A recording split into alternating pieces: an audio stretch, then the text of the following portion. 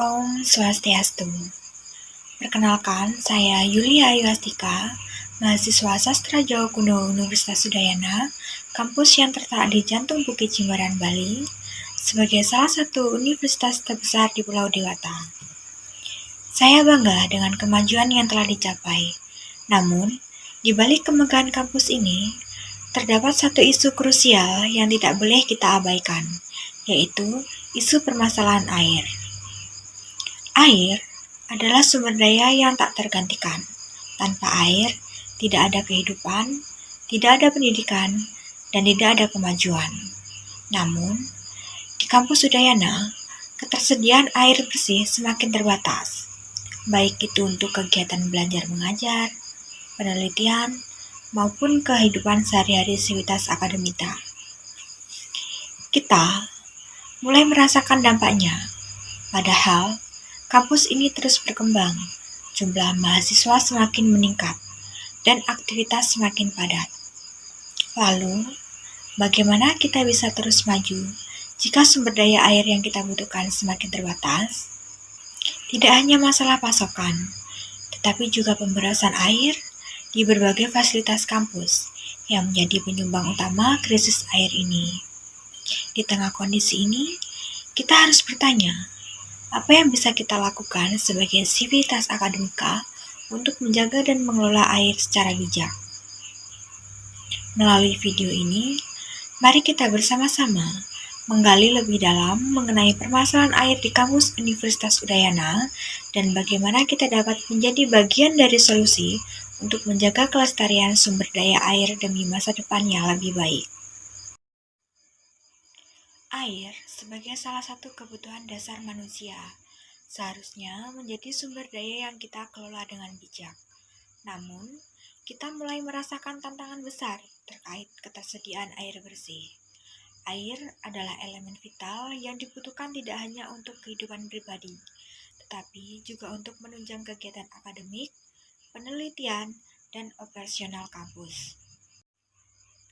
Masalah pertama yang kita hadapi adalah keterbatasan pasokan air. Kita semua tahu bahwa Bali, khususnya di wilayah selatan, semakin mengalami tekanan terhadap sumber daya air. Kampus Universitas Udayana yang terletak di Bukit Jimbaran ini juga bergantung pada perusahaan daerah air minum atau PDAM yang sering kali tidak dapat mencukupi kebutuhan air yang terus meningkat.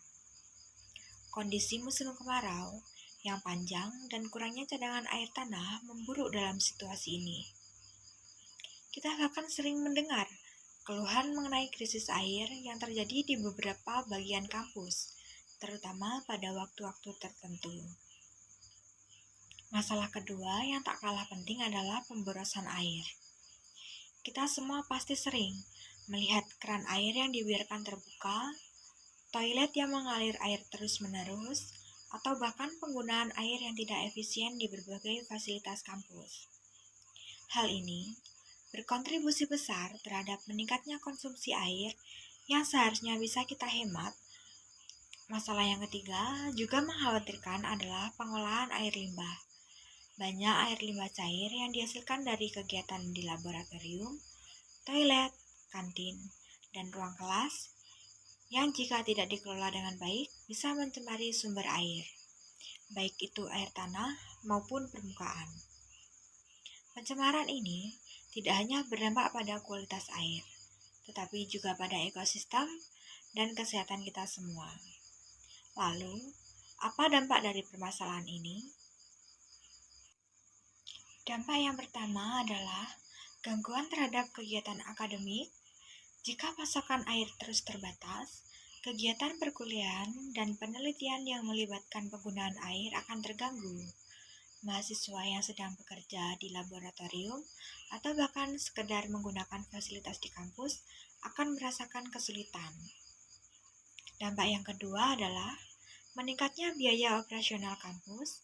Jika penggunaan air tidak dikelola dengan efisien, biaya yang dikeluarkan untuk pemenuhan kebutuhan air akan semakin tinggi, yang seharusnya bisa digunakan untuk keperluan lainnya, seperti pengembangan fasilitas atau program akademik.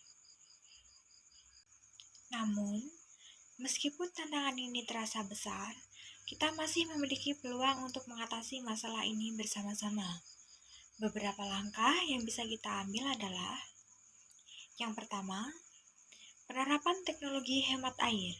Di berbagai fasilitas kampus, kita bisa memasang alat pemantau dan penghemat air yang lebih efisien. Dengan alat ini, kita bisa mengurangi pemborosan air dan memastikan penggunaannya sesuai dengan kebutuhan. Yang kedua, pemanenan air hujan. Mengingat Bali memiliki musim hujan yang cukup signifikan, kita bisa memanfaatkan air hujan untuk keperluan non-konsumsi, seperti penyiraman tanaman atau pembersihan fasilitas kampus.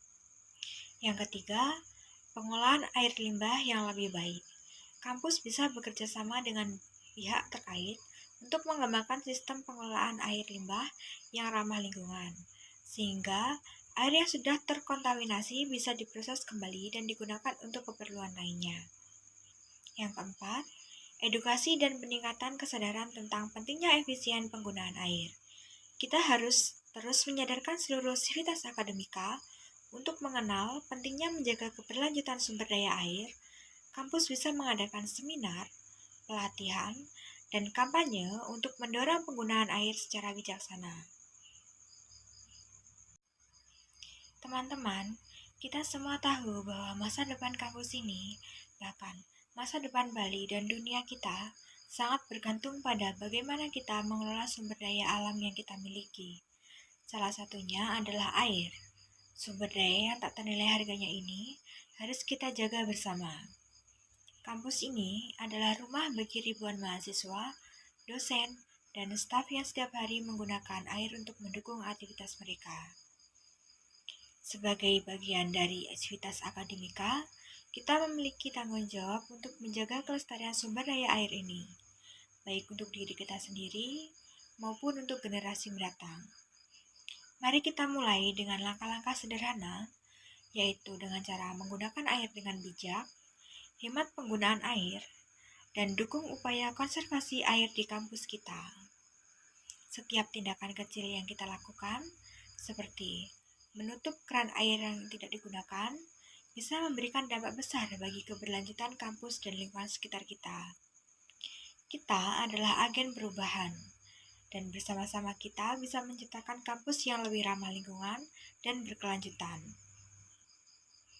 Ayo, mari kita wujudkan kampus Udayana yang cerdas air, ramah lingkungan, dan peduli bumi.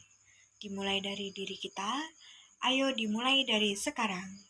Itu saja yang dapat saya sampaikan. Saya ucapkan terima kasih. Om Santi, Santi, Santi, Om.